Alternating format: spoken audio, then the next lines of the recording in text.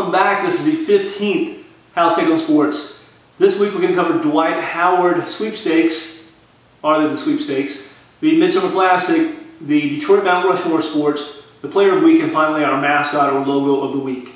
So we start off talking about Dwight Howard. Dwight Howard today he didn't nix a trade. He has demanded a trade to the Brooklyn Nets all along here recently. Today, the Brooklyn Nets took themselves out of it. They could not get a deal done with the Orlando Magic, found the price to be too steep, couldn't get enough teams involved. They wanted to make sure they didn't deplete their team totally of value and ultimately any type of cash to spend on free agents, because they've already got Darren Williams committed to a contract, Joe Johnson, Gerald Wallace, and then they want to bring back like Brook Lopez. The Magic would have gotten in return Brook Lopez, Chris Humphries, and 4 first-round picks. That right there is just a little too steep for me. Seemed like it was a little too steep for Brooklyn. They bowed out. Right now, the good thing about the Magic is Dwight Howard has no power to veto or say no to any trade to any NBA team in the league. None. So, I know Orlando at one point was talking about Atlanta, talking about trading for Al Horford, Jeff Teague, and possibly a first-round or 2 first-round picks, and then Orlando dumping a little bit of salary too with Hedo Turkoglu. That's not going to happen because Atlanta can't guarantee or can't get a guarantee that he'll sign long-term. And that's kind of what they want. With that, LA is willing to pay the cash and willing to take they're willing to take that on, you know, and say maybe he'll do it, maybe he won't. LA has a valuable trading piece in Andrew Bynum. Right now, as it stands, LA, Houston, and Brooklyn might have a trade worked out where Dwight Howard goes to LA, Andrew Bynum goes to Houston, and then to Orlando will go lots of cash players they can dump either after a year or they can buy out their contracts, and a lot of draft picks. It looks like Orlando's going to be rebuilding for the foreseeable future, when and if they get rid of Dwight Howard. Next, our Midsummer Classic. Last night, the 2012 Major League Baseball All-Star Game was held in Kansas City. This was the first All-Star game I'd watched in a while. I made a point to watch it, number one, because Chipper Jones was playing his last All-Star game, when at the age of 40 in his 19th and final year. But not only that, Bryce Harper I wanted to see, and Mike Trout of the Angels, the 2 youngest players in the All-Star game. Bryce Harper being the youngest position player ever in All-Star game history at 19. He looked 19 out there, but also looked like the kind of guy that he's going to take over baseball one day. And Mike Trout has already taken over baseball for the Angels. Kansas City, what a phenomenal job for an All-Star game. Probably the best put together All-Star game of any sport I've seen in a long time. George Brett was the Grand Marshal of All-Star festivities for the entire weekend. I'm not sure what role he played in putting this all together, but if any role was huge. They did an awesome job. I know a lot of people had a problem with them booing Robinson Cano during the game and ultimately, or before that, the home run derby. But guess what? He went out of his way to tell the local fans, who were very passionate, by the way, he was going to include a Kansas City Royal in the home run derby. And most likely he would have included Billy Butler. He did not pick anyone from the Kansas City Royals. So guess what? That's what you got in return. It's all in good fun. It's an exhibition. It's meant to be fun, okay? Imagine if that were in Boston, or better yet, or worse yet, Philadelphia. So how about that? Next, our Detroit Mount Rushmore Sports.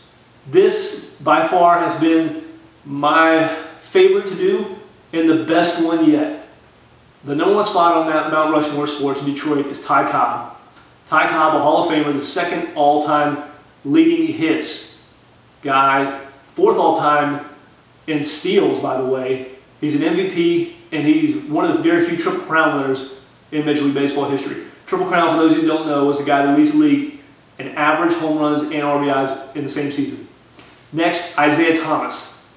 Isaiah Thomas, an original Dream Team member, a Hall of Famer, 2-time NBA champ, a 12-time All-Star, and one of the best point guards in NBA history. Isaiah Thomas, classic matches against the Bulls, Michael Jordan's Bulls early on, unforgettable. Next up, Gordie Howe of Detroit Red Wings, another Hall of Famer, a guy that was a 22-time All-Star, played in 4 different decades for the Detroit Red Wings. He's played more games than anybody in NHL history.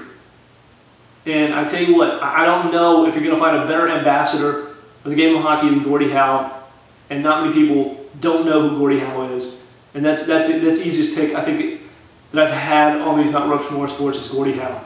Next and last, certainly not least, Steve Yzerman, also the Detroit Red Wings, a two-time Stanley Cup champ, which, by the way, going back to Gordie Howe is also a 6-time MVP and a 4-time champ. So, sorry, I digress. Steve Yzerman, a 3-time champ, a 9-time All-Star, a Hall of Famer, and most people consider him to be one of the best Red Wings of all time, probably second to maybe Gordie Howe. So that's your Detroit Mount Rushmore sports. Our player of the week. Our player of the week. This is one where I think about this often. The WNBA. I know a lot of people are tossed about this, so please don't give me anything mean or nasty to say about this. Our player of the week, Candace Parker of the LA Sparks. I don't penalize her for being married to Sheldon Williams. I don't know the guy.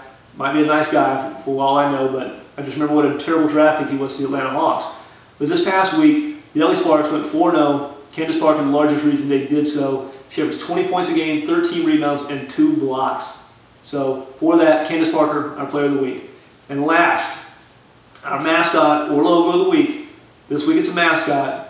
It is Ferris, the Lehigh Valley Iron Pig.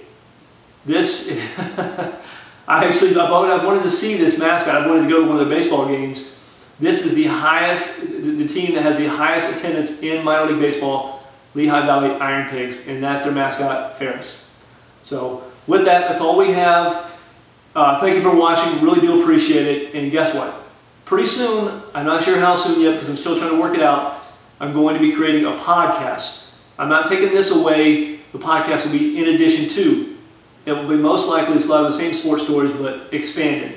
It's probably going to be at least a half hour, maybe a little bit more. Not sure yet. Trying to find right now a location to record, and also just trying to get the right recording equipment. So when that comes along, please listen. Please share it with everybody. And the same thing here. Please keep watching this. Please share it. I appreciate everybody doing that, and I definitely appreciate being able to do it. And I like you guys. I like the feedback, and I appreciate you guys watching. And we'll see you next week. Bye.